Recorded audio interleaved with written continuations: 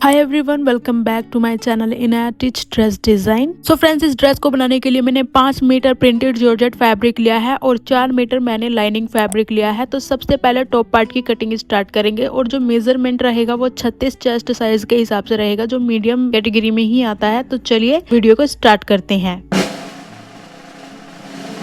तो top part को cut करने के लिए मैंने 2 फैब्रिक पीसेस को कट करके रखा है। टॉप पार्ट की लेंथ 14 इंच है और इस फैब्रिक की जो चौड़ाई है वो 21 इंच है। अब इसे इस तरह से हमने 4 फोल्ड कर दिया है चौड़ाई की तरफ से। शोल्डर के लिए 7 इंच पर मार्क करेंगे। आर्म होल के लिए भी 7 इंच पर मार्क करेंगे।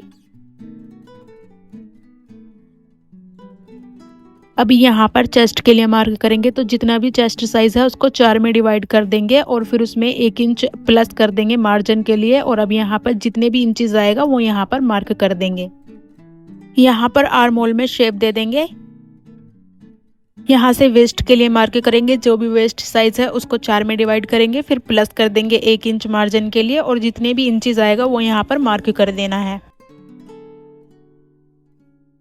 यहाँ पर गले की गहराई का मार्क करेंगे। मैंने 7 इंच पर मार्क किया है और गले की जो चौड़ाई रखी है वो 3 इंच पर इस तरह से मैंने मार्क कर दिया है और यहाँ पर गले में गोलाई दे दी है। आप चाहे तो गले की गहराई और चौड़ाई अपने हिसाब से रख सकते हैं।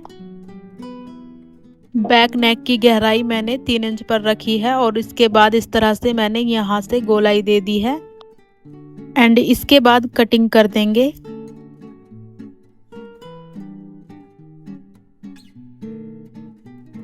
तो इस तरह कटिंग कर दी है। ये फ्रंट पार्ट है एंड ये बैक पार्ट है। अभी इन्हें साइड में करके मैंने लाइनिंग फैब्रिक ले लिया है। इस तरह से टॉप पार्ट को मैंने उल्टा करके रखा है लाइनिंग फैब्रिक पर और साइड से मैंने कटिंग कर दी है। नेक की मैंने कटिंग नहीं की है, पहले स्टिच कर लेंगे उसके बाद कटिंग करेंगे। और इसी तरह से लाइनिंग फैब्रिक पर बैक पार्ट को उल्टा करके रख लेंगे और साइड से कटिंग कर देंगे। इस तरह से मैंने मार्क कर दिया है। इसी मार्किंग पर आपको सिलाई करनी है। तो ये देखिए, इस तरह से मैंने सिलाई कर दी है गलों की। अभी ये जो फैब्रिक है इसको इस तरह से कट कर देंगे और इन्हें इस तरह से पलट लेंगे।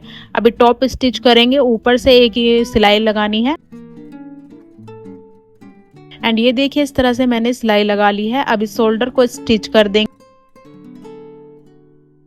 शोल्डर को स्टिच करने के बाद साइड से फिटिंग कर देंगे। इस तरह से फिटिंग हो चुकी है। अभी इसे सीधा कर लेंगे टॉप पार्ट को। अभी इसे साइड में रख लेंगे।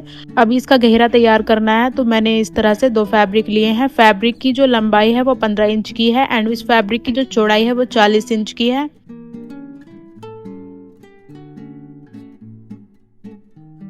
अभी इनमें गैदर्स तैयार कर लेंगे। तो इस तरह से मैंने गैदर्स तैयार कर लिए हैं एंड इन गैदर्स को मैंने 16 इंच पर तैयार करके रख लिया है। अभी लाइनिंग फैब्रिक ले लिए हैं मैंने 2 एंड इनकी जो लंबाई है वो 13 इंच की है और ये जो फैब्रिक की चौड़ाई है वो इस तरह से 30 इंच की है। इनमें हम प्लेटेड्स बनाएंगे। इस तरह से इनमें गैदर्स नहीं बनाने, प्लेटेड्स बनानी। इस तरह से चौड़ी चौड़ी। अब इन्हें इस तरह से एक दूसरे के ऊपर रखेंगे। टॉप पार्ट को ले लेंगे, इस तरह से यहाँ पर रखेंगे और यहाँ से मार्क करेंगे। साइड से मार्क कर लेंगे एंड स्टिच कर देंगे साइड से। इसी तरह से हमने इन फैब्रिक को इस तरह से ऊपर नीचे रखना है और साइड से इस तरह मेजर करके स्टिच कर देना है।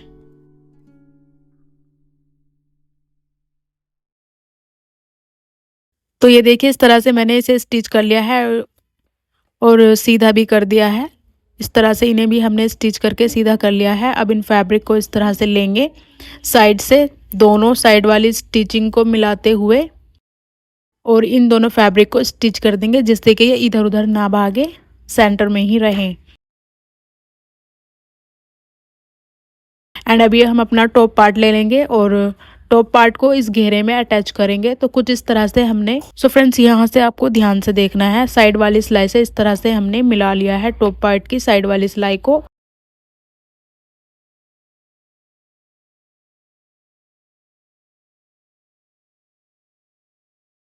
आप चाहे तो पिनअप कर लीजिए, क्योंकि पिनअप करने से ये इधर उधर नहीं भागेगा, सिलाई करने में आसानी होगी। और इसे इस तरह से गोलाई में हमने सिल दिया है, ये देखिए।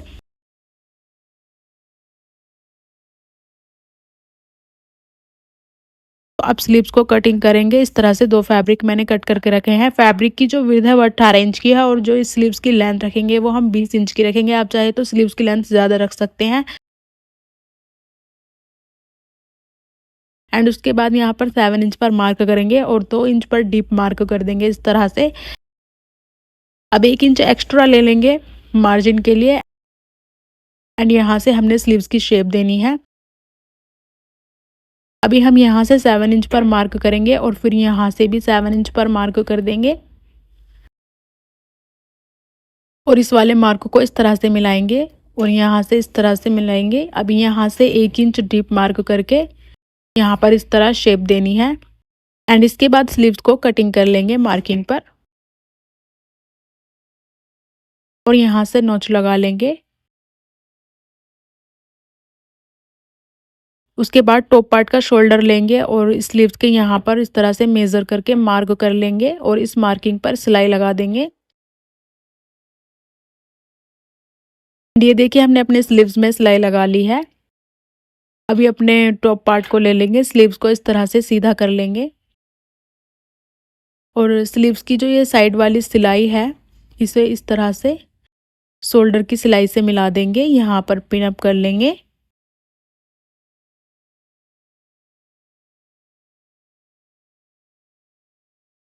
और ये जो हमने नॉच लगाया था इस नॉच को हम यहाँ पर इस तरह से शोल्डर की सिलाई पर पिन अप कर देंगे एंड उसके बाद हम इसमें सिलाई लगा देंगे।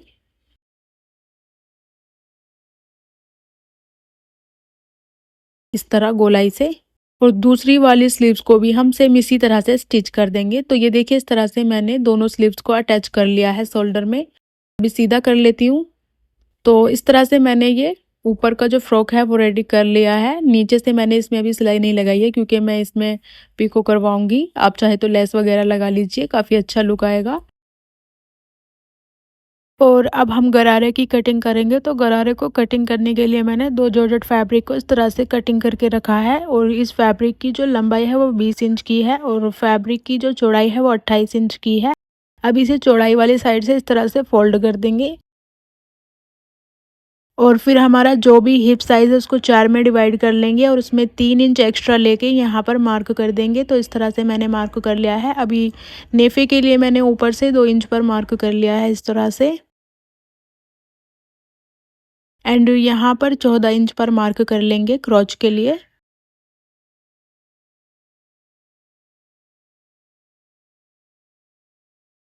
और यहाँ पे इस तरह से मार्क कर देंगे।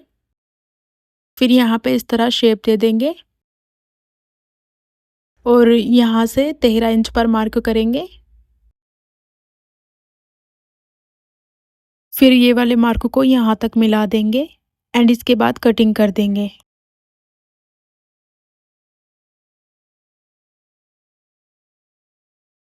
तो इस तरह से हमने कटिंग कर दी है। अभी ये मैंने फैब्रिक लिया है, 4 फोल्ड फैब्रिक है ये। इस तरह से ये देखिए लाइनिंग फैब्रिक लिया है मैंने और ये क्लोज वाली साइड है फैब्रिक की। तो इसकी जो चौड़ाई है वो 34 इंच की है, फोल्ड करके 17 इंच की चौड़ाई है और लंबाई जो है इस फैब्रिक की वो 36 इंच की है। उसके बाद हम इस तरह से कटिंग वाले फैब्रिक को इस लाइनिंग फैब्रिक के ऊपर रख लेंगे और इस तरह से यहाँ से कटिंग करेंगे एंड इसके बाद हम नीचे से 13 इंच पर मार्क करके इस मार्क को इस तरह मिलाएंगे और फिर इसी मार्किंग पर कटिंग कर देंगे और यहाँ से हम एक नॉच लगा लेंगे। अभी लाइनिंग फैब्रिक को साइड में करके ये जो हमने फैब्रिक कटिंग करके रखा था इसके क्रॉच एरियाज को दोनों तरफ से स्टिच कर देंगे।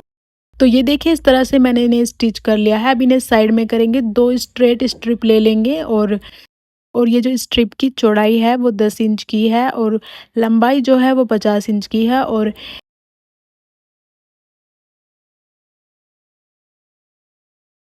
इनमें गैदर्स बना लेंगे।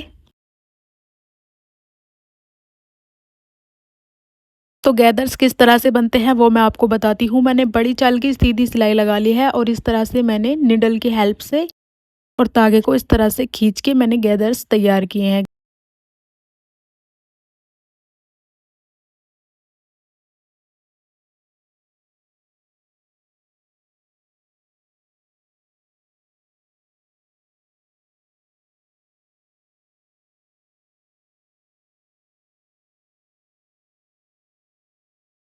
तो इसी तरह से दोनों स्ट्रिप के गैदर्स को तैयार कर लिया है और गैदर्स की जो मैंने लंबाई रखी है इसके हिसाब से रखी है। ये देखिए, अगर छोटा बड़ा हो जाता है गैदर्स तो इस तरह से तागे को खींच के और खोल के एडजस्ट कर लीजिएगा।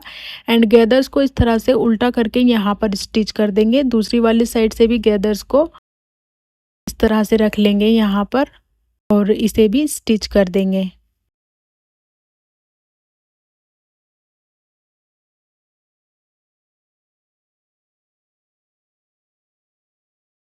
तो इस तरह से मैंने दोनों को स्टिच कर लिया है गैदर्स को।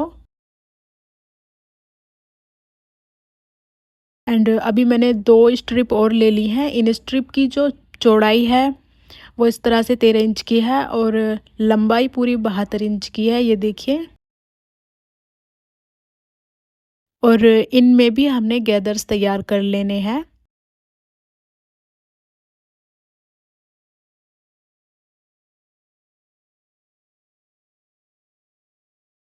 ये देखिए, इस तरह से मैंने गैदर्स तैयार कर लिए हैं। अब जो हमने पहले वाली गैदर से स्ट्रिप को अटैच किया था, अब उसी स्ट्रिप के नीचे ये वाली गैदर्स हमने लगानी है। तो ये देखिए, इस तरह से मैंने फ्रिल को अटैच कर लिया है। एंड इसके बाद हम इन्हें यहाँ से ऊपर नीचे से फैब्रिक को सेट करते हुए स्टिच कर देंगे। ये भी मैंने लाइनिंग फैब्रिक के क्रोच को दोनों साइड से स्टिच कर लिया है और फिर इस तरह से फैब्रिक को रख के नीचे से भी हमने इसे इस तरह से स्टिच कर लेना है। तो ये देखिए, इस तरह से स्टिच हो गया है। अब इसे सीधा कर लेंगे।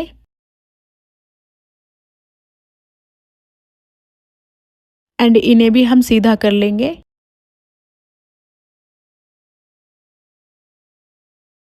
एंड ये जो हमारा लाइनिंग फैब्रिक है उसे इस तरह से मेन फैब्रिक के अंदर कर देंगे और यहाँ से इस तरह से सेट करते हुए ठीक से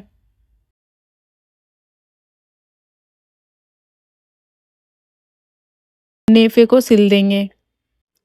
और नीचे से भी हम चाहे तो इसमें पीको या फिर सिलाई वगैरह लगा सकते हैं। तो मैंने नेफे को सिल के उसमें इलास्टिक डाल दी थी, ये देखिए इस तरह से। और इसी के साथ हमारा गरारा भी रेडी हो गया है, ये देखिए। और ये देखिए इसका फाइनल लुक। सो फ्रेंड्स, इसको वेयर करने के बाद अलग ही लुक आता है। आपको वीडियो कैसी लगी कमेंट में ज़रूर बताएं। वीडियो को लाइक शेयर करना ना भूलें। मिलते हैं नेक्स्ट वीडियो।